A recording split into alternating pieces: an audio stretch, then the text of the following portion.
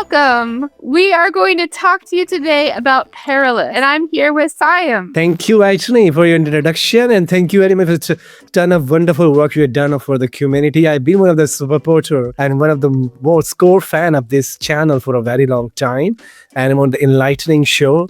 It's educated me around all of the open source technologies. I do watch it, and I recommend everyone who has time to watching those wonderful episodes as well. So a bit about myself. I'm living in Islamabad, Pakistan, and my name is Saim Safdar, and people call me Cloud Native Boy, and I am a CNCF ambassador and also hosting a podcast called Cloud Native FM. And if you want to want to invite the guest, do let me know as well. Over to you, Whitney. Awesome. So I have a show called Enlightning. Saim was just my guest. We just spent over an hour with Saim teaching me in the live chat about Paralus. But right now we're recording a recap video for you if you don't have time to watch the long conversation. So when we started talking about the CNCF tool Paralus, you started by telling me what was the world like that caused Paralus to get created. I think in a previous world, we have a developer and DevOps engineer. Both have access to the cluster.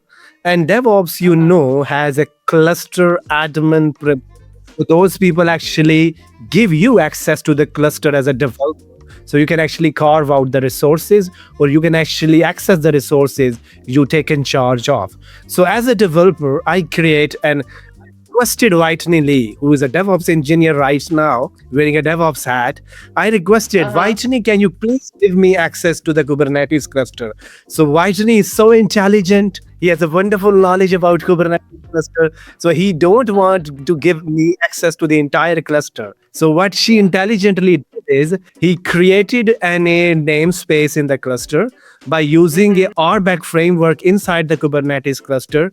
And then he gave me access this namespace. So now in this namespace, I have only access to this namespace, and I can't see anything other outside this cluster namespace. So then I can do my work. But what happened with this approach, if he already doing it, let's say tomorrow there's another user or another sign came in front of him and asking him, give me access to the cluster. So he create another role and role binding for another sign so he can access space. So then Whitney always feels stressful, and he don't do show like this if he's doing the RBAC in that spec. There's no time to make a show. I'm too busy creating cluster admin roles. Yeah. This is a tedious and a manual process. It gets the job done, but there are lots of problems with doing it this way. It can be better, right? But some of the problems we have here, like you said, there's more than one developer that needs access. There could be hundreds of developers that need access. So it doesn't scale very well. Another problem is it's hard to scope RBAC. So I'm sure Whitney, our DevOps engineer, is doing the best to keep track of who needs exactly what access to what things. And you don't want to give them access to stuff that they don't need access to. It's hard to know what's happening after you've already given access and a couple weeks have passed, a couple months have passed. Do you remember as a DevOps engineer who you gave access to what resource and what namespace and whether they still even need it? Other problems we have, you can't integrate it with a single sign-on processes. We have a problem when people leave, revoking that access can be another difficult and manual process. And the fact that there's no auditing, it's hard to troubleshoot if things go wrong. So this is the world we lived in before Paralus. And then Paralus came into the picture. What is a nice overarching description of what Paralus is? Now you describe what the challenges we have. How do we actually solve those challenges in a scalable way? It's not just for one developer, thousands of the developer. If you have a different 10 clusters and 1,000 developers who are accessing these different 10 clusters, you want a solution who can do this. So basically, I think the first approach people might take, create a centralized layer in front of people, machines, and user. So every interaction goes through layer. So that layer becomes an extraction point that actually interacting with the cluster living in the cloud, on premises, or in the local cluster. So in the Paralus world exists like this. You have different peoples that outside the organization.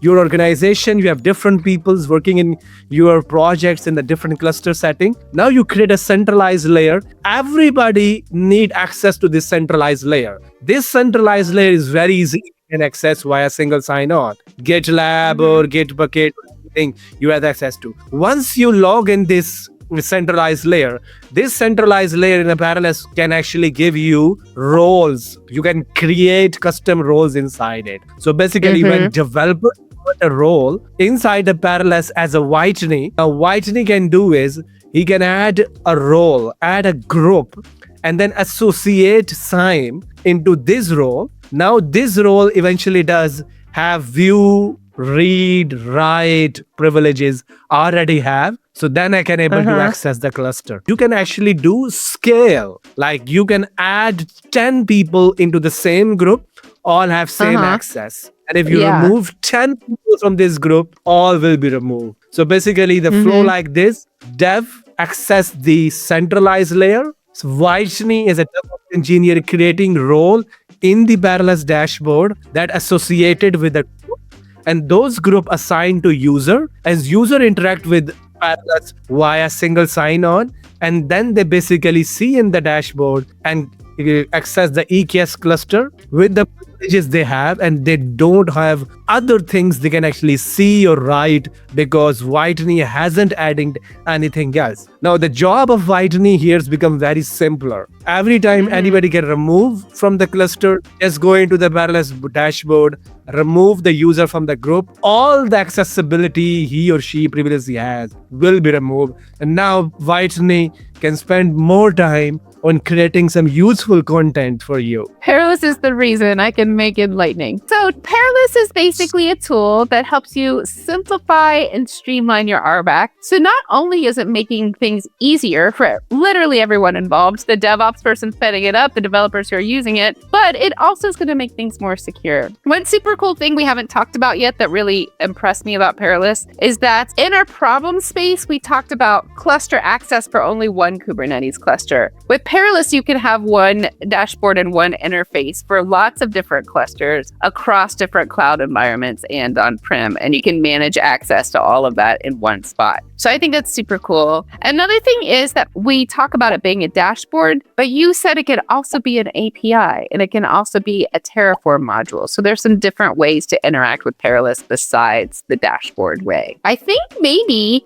you covered a lot of the stuff we talked about this and here. One thing that was interesting that you didn't mention is that Paralus offers some predefined roles. So the DevOps person, Whitney, doesn't have to necessarily come up with those roles from scratch. The really commonly used type of roles will already exist. And then you talked also interestingly about each person has a different workspace in the Paralus dashboard, and they're able to customize their dashboard. Will you talk about that a little more? For the day two operations in the Kubernetes setting, you need to understand like how many cluster I have access to. Let's say you don't have any dashboard like Lens or Rancher desktop or these things. You kind difficult for you in a kubectl command to know how many access cluster you are accessing. That's become very painful. In a Paralus way, you access the dashboard and then customize a workspace. That workspace tell you you are part of this group that working on this project, and that's inside of that project group do part of the 5-member team. On these 5-member team, you are this person and you have access to these 2 cluster. When you click on those cluster, you go inside it and you see you can actually have view, read, write privileges to what resources. So the dashboard become a developer experience tool in terms of visibility for the cluster access point of view. So that's another nitty-gritty feature.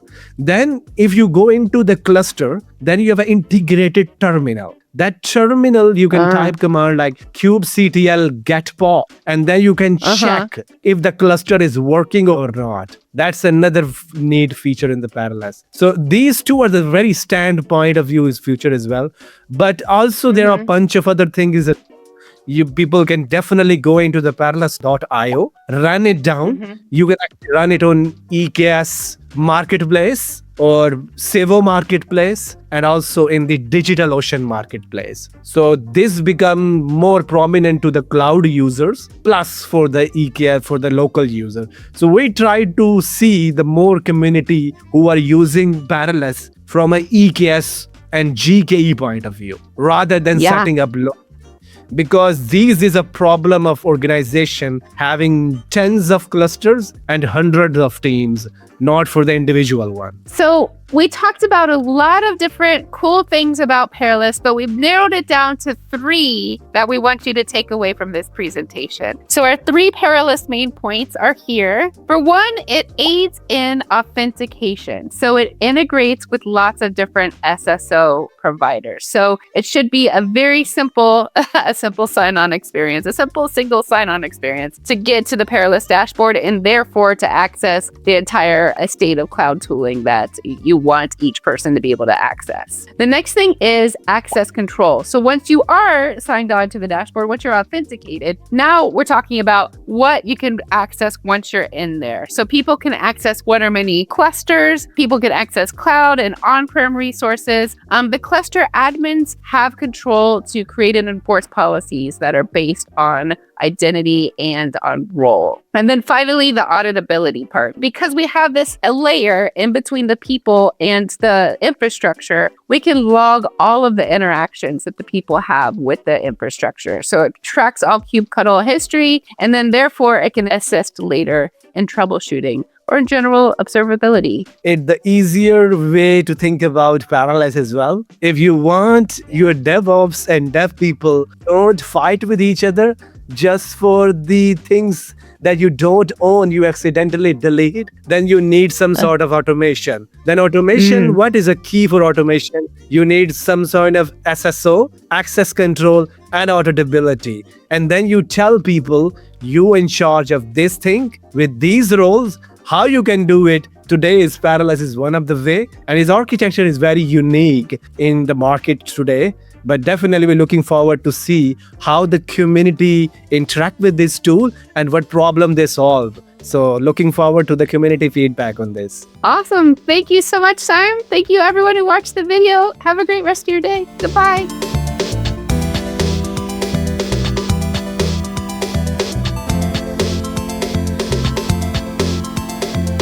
Ready.